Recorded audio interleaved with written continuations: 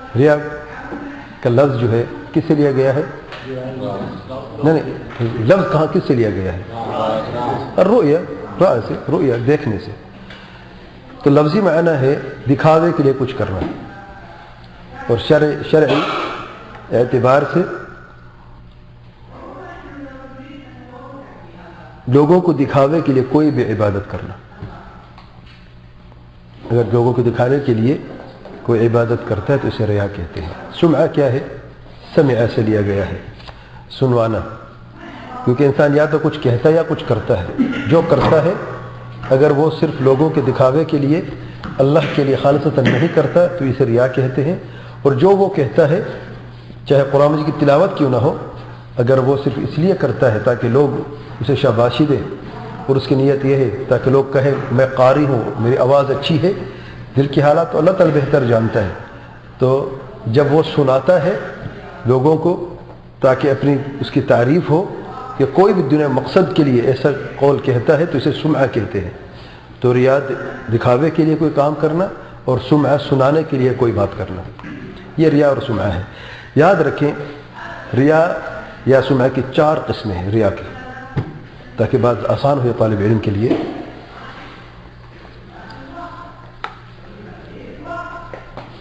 یہ 4 قسمیں کیسی ہیں، کہاں سے آئی ہیں اور کیوں ہیں؟ یاد رکھیں ایک شخص نماز پڑھ رہا ہے، نماز پڑھنا چاہتا ہے، ارادہ رکھتا ہے. اس کا ارادہ ہے کہ نماز میں لوگوں کو دکھاوے کے لیے پڑھتا ہوں تاکہ لوگ کہیں کہ یہ نمازی ہے. دوسرا شخص ہے نماز تو اللہ کے لیے پڑھتا ہے، ابتدا نماز کے اللہ کے لیے اس نے شروع کی، پھر اس نے محسوس کیا کہ ساتھ والا اسے دیکھ رہا ہے، اس نے اپنی نماز کو تھوڑا سا لمبا کر دیا. دونوں برابر ہیں. تیسرا شخص ہے نماز سے فارغ ہو گیا، پڑھ لی نماز، پھر اسے خوشی محسوس ہوئی کہ میں نے نماز اچھی پڑھی اور لوگ مجھے دیکھ رہے ہیں. جب میں نے نماز پڑھی، نماز میں نے اچھی پڑھی، اور اسے محسوس ہوا نماز سے فارغ ہونے کے بعد کہ لوگ اسے دیکھ رہے تھے، تو اسے دل میں مسرت اور خوشی محسوس ہوئی. 3 صورتیں، کہ یہ تینوں برابر ہیں. چوتھی صورت کہ نماز پڑھنی نہیں ہے، اسلام میں داخل ہی صرف اس لیے ہوا ہے تاکہ اپنی جان اور اپنا مال محفوظ کر دے. نماز اس نے بھی پڑھی ہے، دل سے نماز سے کوئی غرض نہیں ہے، اس کے نزدیک نماز فرض بھی نہیں ہے، نہ غرض ہے نہ فرض ہے. تو پڑھتا کیوں ہے؟ پڑھتا تو ہے وہ، اس لیے پڑھتا ہے تاکہ لوگ دیکھ لیں اور کہیں کہ یہ مسلمان ہے. 4 صورتیں ہیں، ایک جیسی ہیں نہیں ہے، تو حکم ایک ہے، حکم بھی ایک نہیں. بارک اللہ فیک. آئیے دیکھتے ہیں 4 صورتیں کون سی ہیں اور اس کی تفصیل کیا ہے. آخر سے شروع کرتے ہیں. سب سے خطرناک صورت، نماز تو پڑھی ہے لیکن بنیادی طور پر اصولاً نماز اللہ کے لیے پڑھی نہیں ہے، اور بلکہ اس شخص نے اسلام قبول کیا ہی نہیں.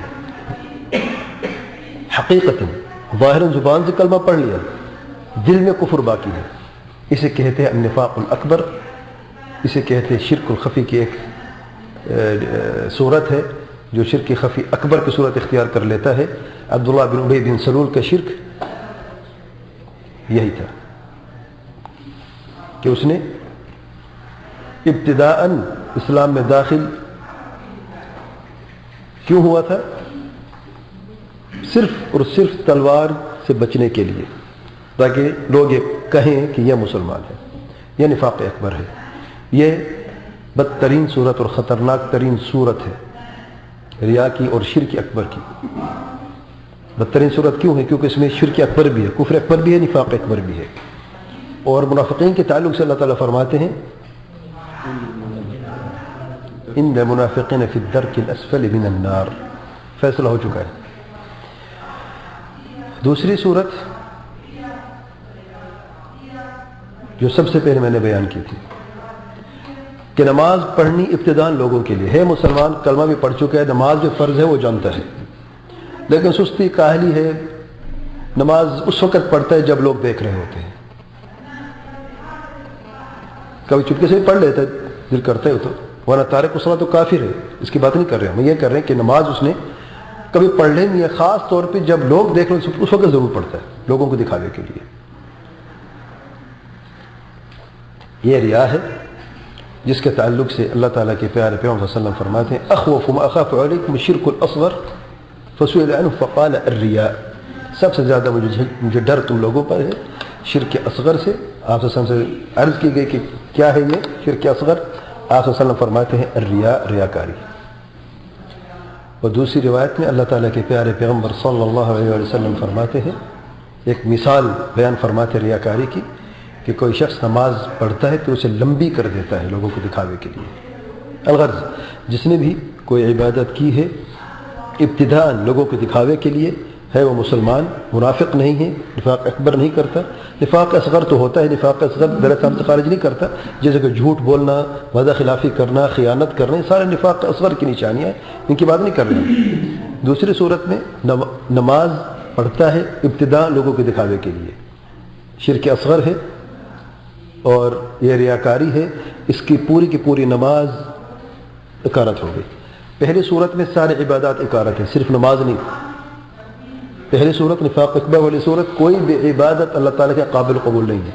وہ نماز ریاکاری کے لیے پڑھتے ہیں، اس کا حج بھی قابل قبول نہیں، اگرچہ اس نے حج میں ظاہر میں اخلاص بھی کیا ہو، لیکن کیونکہ حقیقت وہ مسلمان ہی نہیں ہے، نفاق اکبر کا مرتکب ہے، تو کوئی بھی عبادت اس کی اللہ تعالیٰ کے ہاں پہنچتی نہیں ہے، قابل قبول ہی نہیں ہے. دوسری صورت میں صرف یہ عبادت جس میں ریاکاری ابتداءً اس نے عبادت کی ہے، صرف یہ عبادت اللہ تعالیٰ کے قابل قبول نہیں ہے. اللہ تعالیٰ کے پیارے پیغمبر صلی اللہ علیہ وسلم فرماتے ہیں، اللہ تعالیٰ فرماتے ہیں حدیث قدسی میں انا اغنى الشركاء عن الشرك، میں ہر شریکوں سے غنی ہوں اور بے پرواہ ہوں شرک کرنے سے. من عمل عملا اشرك معي فيه غيري تركته شركا، جس نے بھی کوئی عمل کیا اور پھر میرے ساتھ اس عمل کسی اور کو شریک کر دیا، میں نے اسے اس کے شریک کے ساتھ چھوڑ دیا، یعنی اس کا عمل بھی اکارت ہو گیا، وہ جانے اور جس کے اس نے عبادت کی ہے وہ جانے. تو اس میں دونوں صورت میں شرک اکبر بھی آتا ہے، شرک اصغر بھی آتا ہے، اور دونوں صورتوں میں یہ عبادت جو ہے اکارت ہو چکی ہے. اور بعض علماء کہتے ہیں یہ حدیث خاص طور پہ شرک اصغر کے لیے، ریاکاری کے لیے.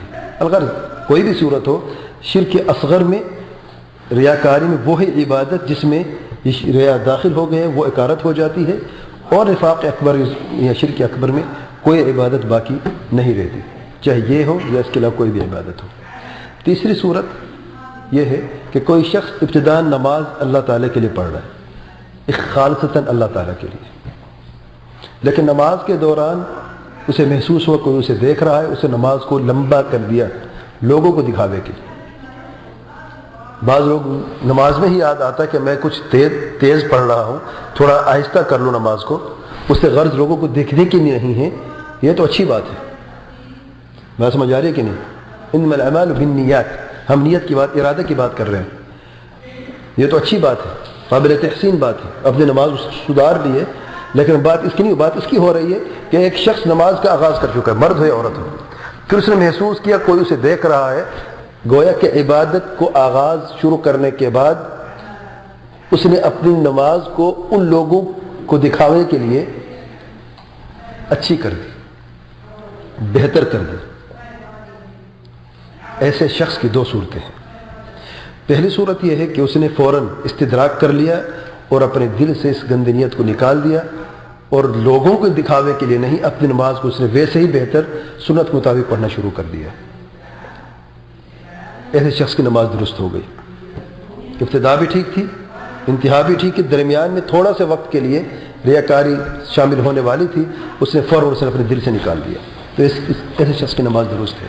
دوسری صورت اسی صورت کی کہ اس نے اس ریاکاری کے ساتھ استرسال کر دیا، اور جب سے یہ نیت میں بگاڑ پیدا ہوا ہے ریاکاری کا، آخر تک اسی کے ساتھ چلتا رہا، تو اس شخص کی نماز نہیں ہے. ابتدا تو ٹھیک تھی، انتہا ٹھیک نہیں ہے، تو ترکتہ ہو شرکہ کی اس حدیث کی بنیاد پر اس شخص کی نماز نہیں ہے. چوتھی صورت کون سی ہے اور کیا حکم ہے اس کا؟ بارک اللہ، جو میرے ساتھ ہے اس کو یاد ہے. نماز کے بعد کوئی شخص خوش ہو جاتا ہے کہ میں نے نماز اچھی پڑھی ہے، اس کا کیا حکم ہے؟ یہ صحیح ہے.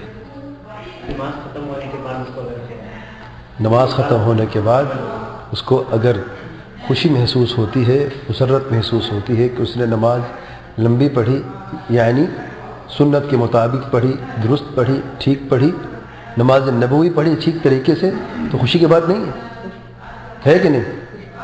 تو پھر اسے ریاکاری کہتے نہیں ہیں. نہ تو یہ ریا ہے اور نہ یہ سمعہ ہے، تسمیع ہے.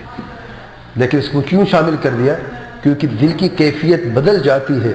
عبادت دل کی کیفیت بھی اور عبادت بھی ہے.